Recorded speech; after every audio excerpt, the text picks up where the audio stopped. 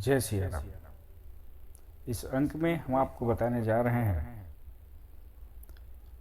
मिथिलापुरी से जनकपुरी से दीपावली मनाकर राजा दशरथ श्री रामचंद्र जी, लक्ष्मण, भरत, शत्रुघ्न, रानियों सहित वापस अयोध्या के लिए प्रस्थान किए। दशरथ जी अपनी सेना, मित्रों तथा मंत्रीगणों के साथ धीरे धीरे अयोध्या की ओर मार्ग में जा रहे थे।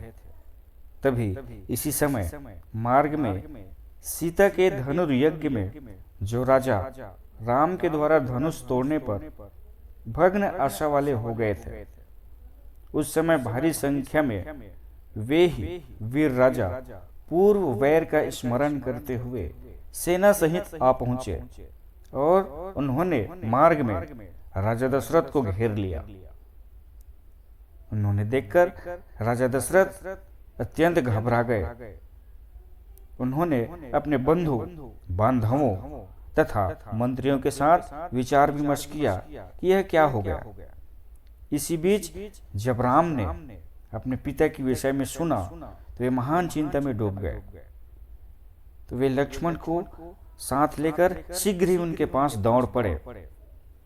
राम ने पिता दशरथ जी को प्रणाम किया और बड़ी ही विनम्रता से कहने लगे, हे तात, हे राजन, मेरे रहते आपको कोई चिंता करने की आवश्यकता नहीं है।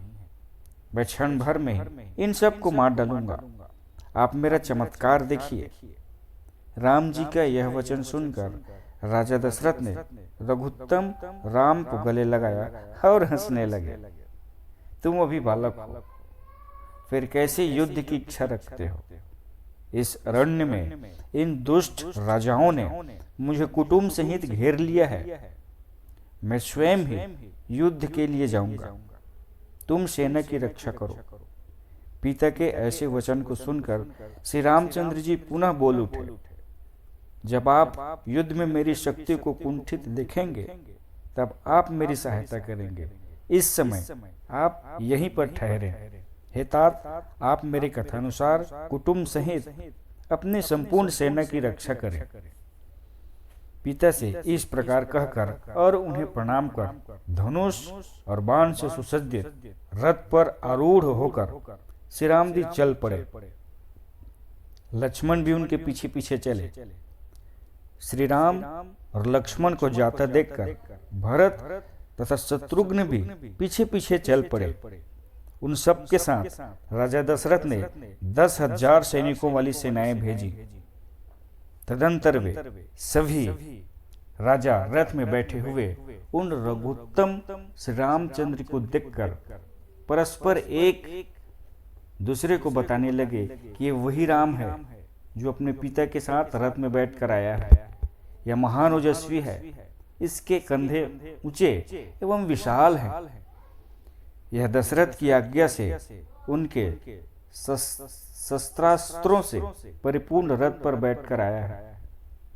इस रथ में कचनार पुष्प के समान आभा वाली ऊंची ऊंची ध्वजा पताकाएं लगी हैं। इस प्रकार से कहते हुए रथों पर सवार वे सभी राजाएं युद्ध करने के लिए सामने आ खड़े हुए। तब उनके बीच भीषण संग्राम छिड़ गया। वे एक दूसरे पर अस्त्र शस्त्र, भिंदीपाल, शतघ्नी तथा परशु आदि से प्रहार करने लगे। वे राजा लोग राम की सेना को छोड़कर सीधे ही राम से युद्ध करने लगे। उन्होंने अपने महान शस्त्रों तथा बाणों से आकाश को व्याप्त कर डाला। उन सभी राजाओं को राम से ही युद्ध करते देखकर लक्ष्मण, भरत और शत्रुघ्न भी शीघ्र ही उधर दौड़ पड़े। उस समय उनके बीच कार्तिकेय और तारकासुर के समान अत्यंत दारूण युद्ध होने लगा।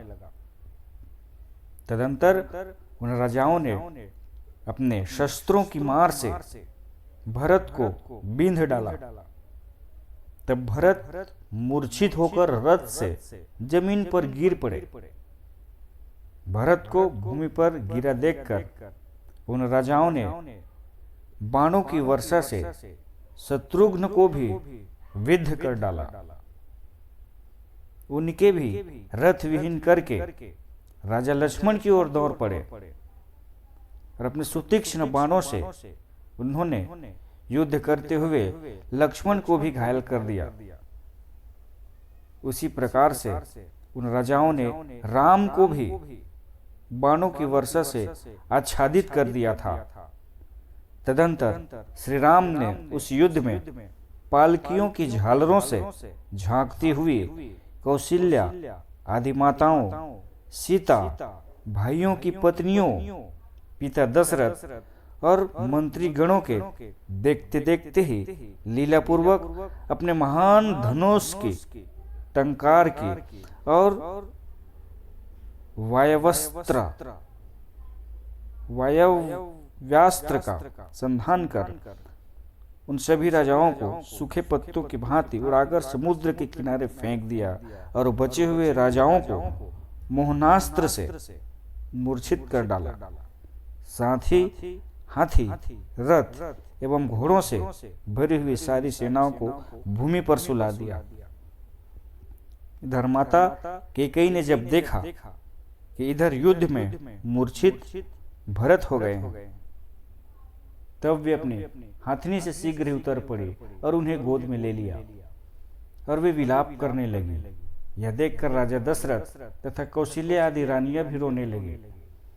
उन सभी को सांत्वना प्रदान कर राम शीघ्र ही लक्ष्मण के पास गए और बोले, हे सौमित्र, यहाँ से थोड़ी ही दूर पर तपोनिधि महर्षि मुग्दल जी का आश्रम है।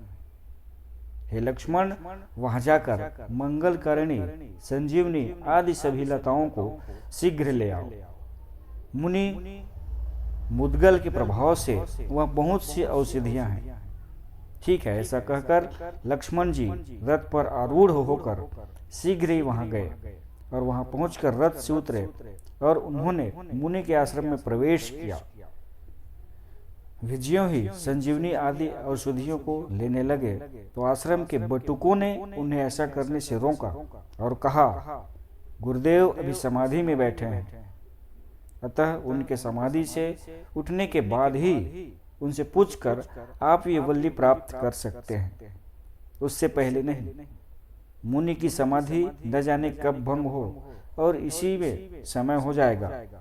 इसी भय से लक्ष्मण शीघ्र ही श्री राम के पास आए और आश्रम का संपूर्ण वृत्तांत उन्हें बतलाया। तब पुनः श्री राम ने उनसे कहा, शीघ्र जाओ और उन बटुकों को शस्त्रों के द्वारा नहीं बल्कि हाथ के द्वारा हटाकर तुम उन शुभ लताओं को जल्दी ले आओ। तब लक्ष्मण जी राम की आज्ञा पाकर शीघ्र ही वहां गए और उन बटुकों को बलपूर्वक रोककर उन्होंने उन वल्लियों को ग्रहण कर लिया और वे शीघ्र ही राम के पास आ पहुंचे।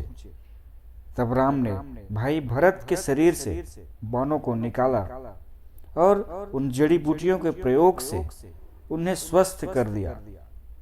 तब भरत को स्वस्थ होकर उठा हुआ देखकर कैकेयी माता बहुत प्रसन्न हुई। उस समय कैकेयी ने राम का आलिंगन किया और भरत को अपनी छाती से लगा लिया। राजा दशरथ भी अत्यंत प्रसन्न होकर रघुश्रेष्ठ श्री राम का आलिंगन किया और उन्होंने प्रसन्नता के अवसर पर गुरु तथा ब्राह्मणों के साथ अनेक मांगलिक उत्सवों को करवाया। इस प्रकार राजाओं के द्वारा सीता के स्वयंवर